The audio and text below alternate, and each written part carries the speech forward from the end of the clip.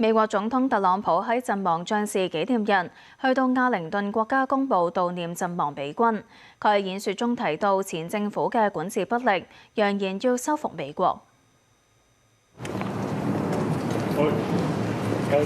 美國總統特朗普、副總統曼斯同埋國防部長克格塞斯趁住星期一陣亡將士紀念日，到亞靈頓國家公墓出席活動。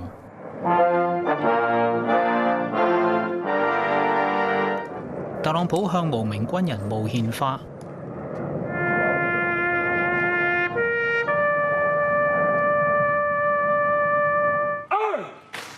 今年正值美國陸軍成立250週年，特朗普喺演說中感謝美國軍人嘅奉獻精神，向所有英雄致以崇高敬意。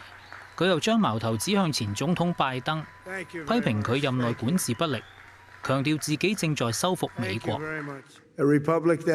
I am fixing after a long and hard 4 years. That was a hard 4 years we went through.